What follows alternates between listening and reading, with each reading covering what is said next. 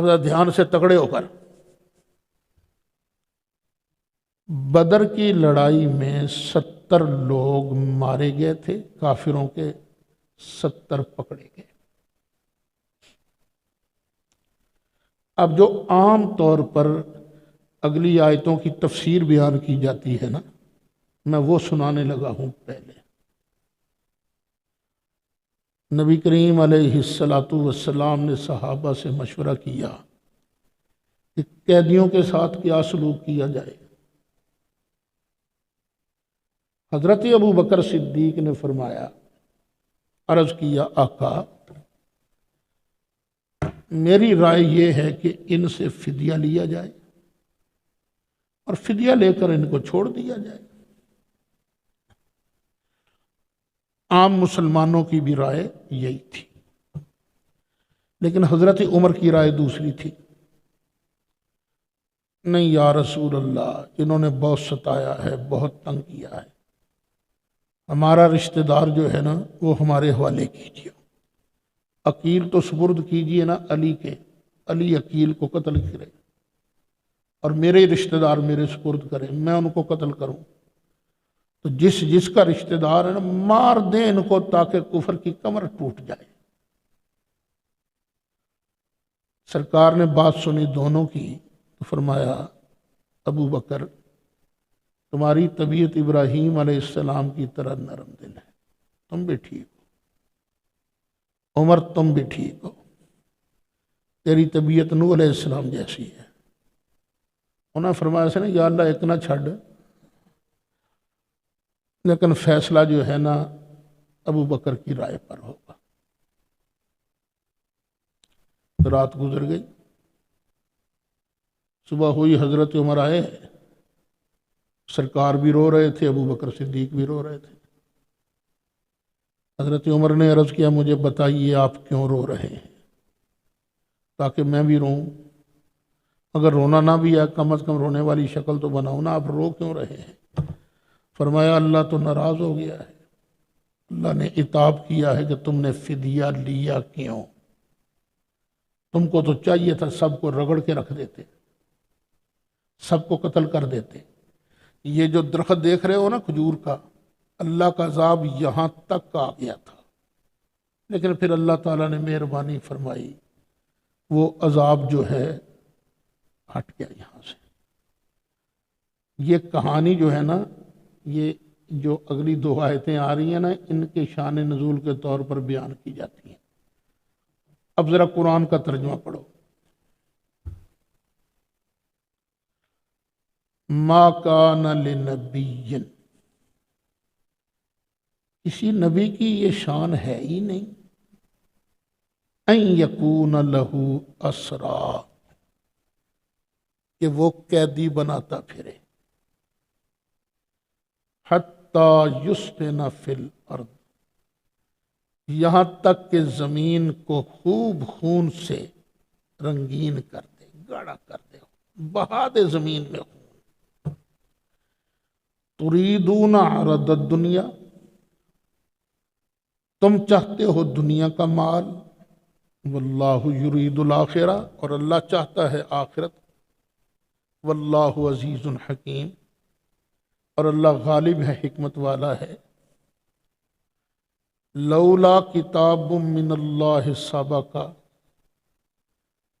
اور اگر اللہ تعالیٰ پہلے ایک بات نہ لکھ چکا ہوتا، لمسکم فیما اخذتم، تو پہنچ جاتا تم کو اس کے بدلے میں جو تم نے لیا ہے نا، عذاب عظیم، بہت بڑا عذاب۔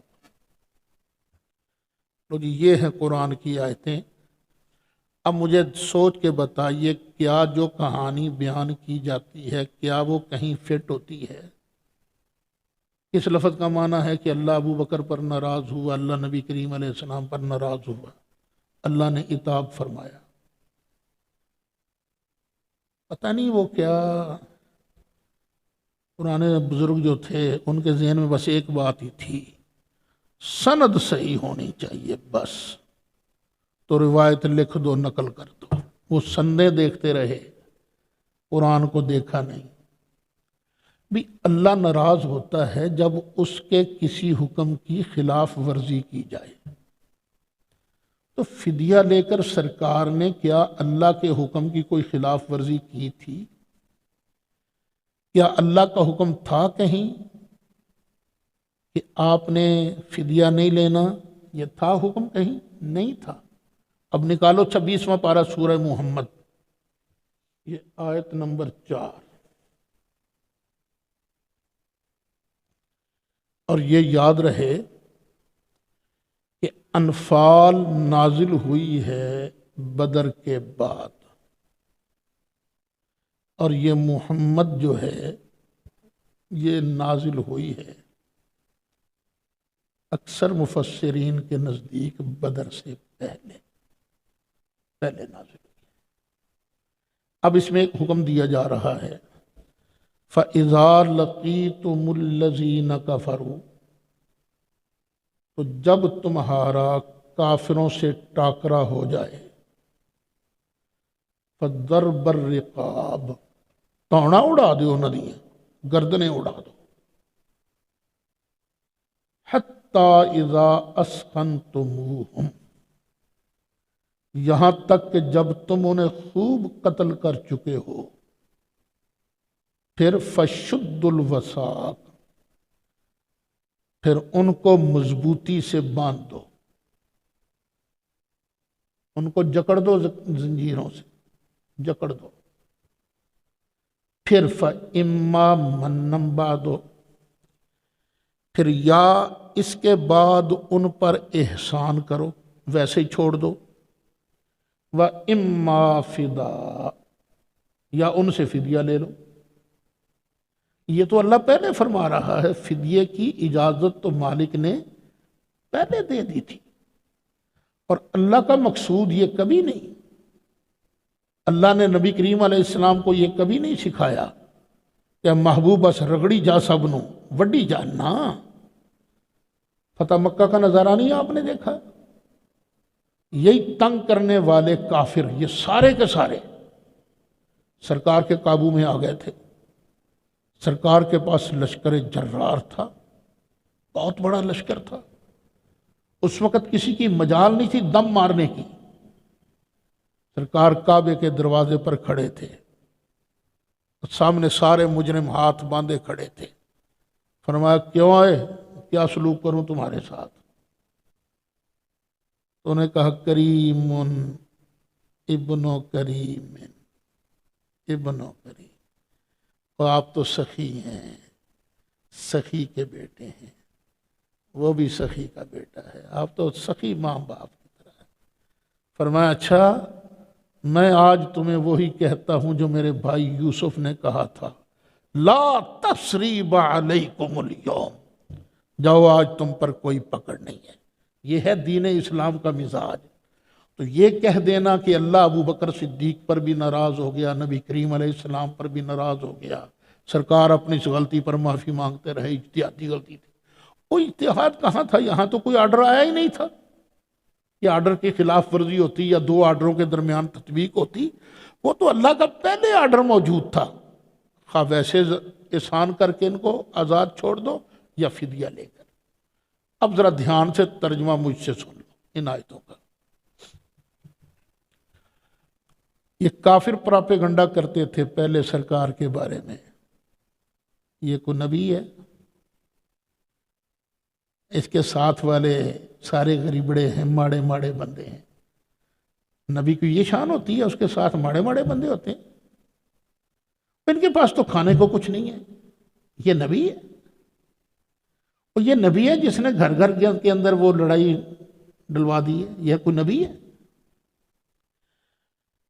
جب جنگ ہو گئی تو جنگ کے بعد کہنے لگے یہ کوئی نبی ہے، دیکھو یہ کوئی نبی ہے، یہ تو دنیا داروں والے کام کرتا ہے، یہ تو دیکھو بندے مارنا کوئی اچھا کام ہے، اپنے رشتہ داروں کو مار دیا جناب، اور پھر ان کو پکڑ کر پیسے بھی لے لیے، یہ کوئی نبی ہے؟ جی نبیوں کے کام ہوتے ہیں، یہ تو دنیا داروں کے کام ہوتے ہیں۔ اب اللہ اس کو بیان کرتا ہے۔ ایک ہوتا ہے الزام دینا، ایک ہوتا ہے دفع الزام۔ رفع الزام، یا الزام نہیں دیا جا رہا ہے، الزام کو دور کیا جا رہا ہے۔ وہ پیچھے نہیں آپ نے آج ما کان لنبی ان یغل، کسی نبی کی یہ شان نہیں کہ وہ خیانت کرے، سنائی تھی نا؟ وہ کہاں ہے یہ آیت بھائی؟ دیکھو جی، آیت نمبر 161 161 سورۃ آل عمران۔ وَمَا كَانَ لِنَبِيٍّ أَن يَغُلَّ، کسی نبی کی یہ شان نہیں کہ وہ خیانت کرے۔ صرف ایک چادر کا معاملہ تھا نا، لوگوں نے کہا کہ چادر یہ نبی نے اپنے لیے رکھ لی ہوگی، اب اس الزام کو رفع کیا جا رہا ہے، ما کان لنبی ان یغل، اور جھوٹا الزام لگاتے ہو، نبی کی شان نہیں کہ خیانت کرے۔ اب یہی دیکھ لو، ما کان لنبی ان یکون لہ اسرا، تم الزام لگاتے ہو کہ نبی نے قیدی بنانے کے لیے یہ کام کیا ہے، نبی نے قتل و غارت کے لیے یہ کام کیا ہے، نبوت کا دھندا، اور نہیں، نبی کی یہ شان نہیں کہ وہ قیدی بنائے، یہاں تک کہ زمین میں خوب خون بہائے۔ تریدون، اوے کافرو تم چاہتے ہو۔ کئی مفسرین نے تریدون کا فاعل مسلمانوں کو بنایا ہے، نہیں، تریدون کافرو تم چاہتے ہو عرض الدنیا، دنیا کا مال، واللہ یرید الآخرہ، اور اللہ چاہتا ہے آخرت کو، واللہ عزیز حکیم، اور اللہ غالب حکمت والا ہے۔ لولا، تمہارے کرتوت تھوڑے تھے جس کی وجہ سے تمہیں سزا ملی ہے؟ سنو، لولا کتاب من اللہ سبقا، اگر اللہ پہلے ایک بات نہ لکھ چکا ہوتا، کون سی؟ کہ اس بندے نے یہاں تک جینا ہے، اگر یہ نہ لکھ چکا ہوتا، لمسکم فیما اخذتم عذاب عظیم، تو جو تم نے یہ شرارتیں کی ہیں نا، تو تمہیں اللہ تعالیٰ سخت عذاب دیتا۔ اللہ اکبر، یا رسول اللہ، آمین آمین۔ اب صحابہ کے دل میں آیا تھا کہ یہ مال غنیمت پتہ نہیں، یہ اوروں کا مال ہے تو ہم لے رہے ہیں، پاک ہے۔ فرمایا فَكُلُوا مِمَّا غَنِمْتُمْ حَلَالًا طَيِّبًا، اور جو تمہیں مال غنیمت ملا ہے نا، کھاؤ، حلال ہے، طیب ہے، حلال طیب سمجھ کے کھاؤ۔ وَاتَّقُوا اللَّهَ، اور اللہ سے ڈرتے رہو، ان اللہ غفور الرحیم، بے شک اللہ تعالیٰ بخشنے والا ہے، بڑا ہی مہربان ہے۔